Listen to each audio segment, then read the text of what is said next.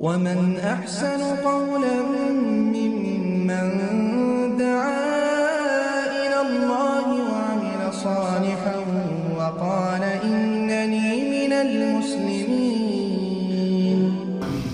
3 নম্বর প্রশ্ন। আসসালামু আলাইকুম। ওয়ালাইকুম আসসালাম রহমতুল্লাহ। আমি ইংল্যান্ডে পড়াশোনা করতে চাই, আল্লাহ আপনার জন্য কল্যাণ করেন যেখানে কল্যাণ আছে। আমি কি অক্সফোর্ডের বা ক্যামব্রিজের ফ্যাকাল্টির যে ফান্ডিং থাকে সেখান থেকে স্কলারশিপ নিয়ে পড়াশোনা করতে পারবো, বা ইংল্যান্ডের সেভিং স্কলারশিপ নিয়ে?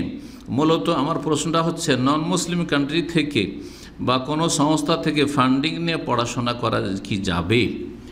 ফান্ডিং যদি আপনাকে করে কারজে হাসানা হিসাবে, যে আপনাকে উদাহরণস্বরূপ $50,000 দিল বা $1,00,000 দিল পড়াশোনার জন্য, যে আপনি মাস্টার্স পিএইচডি কমপ্লিট করেন, আর তারপরে সেটা আপনি কিস্তিতে শোধ করে দেবেন, কিন্তু সেটাতে সুদ লাগবে না, ইন্টারেস্ট লাগবে না, তাহলে জায়েজ।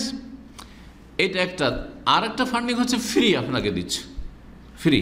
কখনো কখনো লোন দেয়, যেমন আমি জানি যে ইউকেতে, ব্রিটেনে আছে লোন দেয়, স্টুডেন্ট লোন আছে। তো লোনে যদি সুদ নেই তাহলে হারাম এরকম না। কিন্তু বিনা সুদে দেশের লোকজনকে অথবা স্টুডেন্টদেরকে সহযোগিতা করছে কারজে হাসানা, যেমন আপনাকে আমি 50,000 দিলাম, 50,000ই নেব, তাহলে জায়েজ। ধার নেওয়া দেওয়া জায়েজ। কিন্তু 50,000 দিয়ে আপনার কাছে আপনি দেবেন 10 বছর পর 60,000 নেব, তো হারাম এটা। আর আরেকটা হচ্ছে যে দিয়ে দিল আপনাকে, স্টুডেন্ট আপনি পড়াশোনা করবেন, আপনাকে স্কলারশিপ হিসাবে ফান্ডিং মানে ওটা ফ্রি দিয়ে দিল, যেটা হয়তো এটা জিজ্ঞেস করতে চাইছেন। মুসলিম সরকার দিক আর অমুসলিম সরকার দিক নিতে পারে, সমস্যা নেই। মুসলিম হোক আর অমুসলিম হোক, যদি আপনাকে লেখাপড়ার জন্য কেউ ফ্রিতে দেয় যে তোমার আমি খরচ দেব, তো নেওয়া জায়েজ রয়েছে, যতক্ষণ পর্যন্ত না বলবে যে আমরা কিন্তু তোমাকে ওই হারাম সুদ থেকে দিচ্ছি, হারাম ওই শুকুর বিক্রি করে দিচ্ছি, ওই মদের ব্যবসা থেকে দিচ্ছি, যতক্ষণ না বলবে ততক্ষণ আসল হচ্ছে যে হালাল। মুসলিম দিক আর অমুসলিম দিক। জি। তবে একটা কথা মনে রাখবেন, যেই সাবজেক্টের পড়ার ব্যবস্থা, লেখাপড়ার ব্যবস্থা মুসলিম দেশে আছে, সেই সাবজেক্ট পড়ার জন্য অমুসলিম দেশে যাওয়া জায়েজ নয়। এটা শরীয়তের আরেকটি মসলা, মনে গুরুত্বপূর্ণ মসলা। কারণ সেখানে দিন দুনিয়ার ফিতনা রয়েছে। দুনিয়া হয়তো সুন্দর হবে, কিন্তু আখিরা ধ্বংস করে চলে আসবেন। কত ভালো মানুষ গিয়ে সেখানে গিয়ে বেদিন হয়ে গেল, অথবা তার ছেলেমেয়েরা বেদিন হয়ে গেল, হ্যাঁ, ভবিষ্যৎ তার অন্ধকার হয়ে গেল, পাপে জড়িয়ে গেল। যেই ছেলেটা সৌদি আরবে অথবা বাংলাদেশে কোনোদিন ব্যভিচারের কাছে যায়নি, সেখানে কঠিন অবস্থা, কি বলা যায়, ভাষায় প্রকাশ করা মুশকিল। নারী ফিতনায় ডুবে গেছে, মদের ফিতনায় ডুবে গেছে। জি। শুকরের গোস্ত খাচ্ছে, আউযুবিল্লাহ।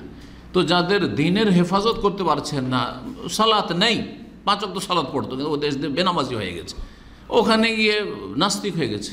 শুনবেন, অবাক করার মতো। এক ছেলে রিয়াজ ইউনিভার্সিটিতে পড়ে গেছে, ভারতের বিহারের। সাদ্দামের যুদ্ধের সময় সে এসেছিল বেড়াতে মদিনায়, আর আসার পরে আমাদের কাছে মদিনায় আসে। তো আমাদের কাছাকাছি, ওরা বিহারের হলো আমার পাশাপাশি ডিস্ট্রিক্ট, বিহার আর বেঙ্গল খুব কাছাকাছি, আমাদের মালদা, দিনাজপুর, আর তার সাথে বিহারের 2-3টা ডিস্ট্রিক্ট, তো এলাকার, আর বাংলাও বলতেও পারে। তো আমাদের কাছে আসলো, আসার পরে তাকে এলাকার মানুষ হিসাবে আমরা আপ্যায়ন করলাম। 1 সপ্তাহ পর আমাদের কাছে থেকেছে, খাওয়া দাওয়া করিয়েছি, মোদি ইউনিভার্সিটির ক্যান্টিনে খাবার নিয়ে আমাদের সাথে বসিয়ে খেয়েছি, কখন নিয়ে গিয়ে রুমে নিয়ে গিয়ে খাওয়িয়েছি। মোদি ইউনিভার্সিটি থেকে তাকে একবার আপ ডাউন ইউকে টিকিট দিল, ব্রিটেনে থাকে, মাস্টার্স করতে গিয়েছে ওখানে। তার যে থিসিস সেটা দেখালো, ইংলিশ আমাকে দেখালো, যেটা থিসিস করেছে সাদ্দামের যুদ্ধের বছর, ওই 90-91 এই ঘটনা। সেই লোকটি পিএইচডি করেছে ওখানে মাস্টার্স করার পরে, আর তারপরে সেখানে গিয়ে এখন শুনছে যে সে নাকি বেদিন টাইপের হয়ে গেছে, বলে বেদিন হয়ে গেছে, এখন ইসলামের ধার ধারে না। জি।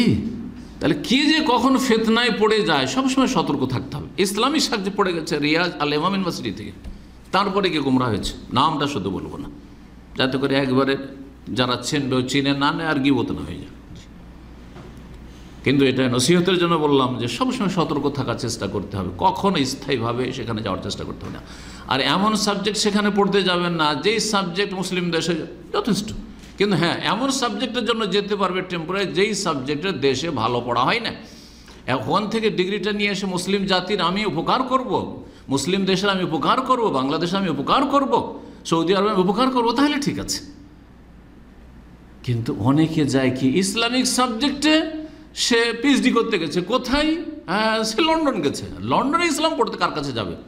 সেখানে তো যারা পাশ্চাত্যবিদ, তার মানে ইসলামের প্রাচ্যবিদ যারা মুস্তাশরিক, পাশ্চাত্যের যারা প্রাচ্যবিদ ইসলাম নিয়ে চর্চা করে, পড়াশোনা করে, আর পড়ায়, গবেষণা করে, গবেষণা নামে কি করে জানেন? ইসলামের বিরুদ্ধে তারা বিষোদ্গার করে, মানুষকে গোমরাহ করে।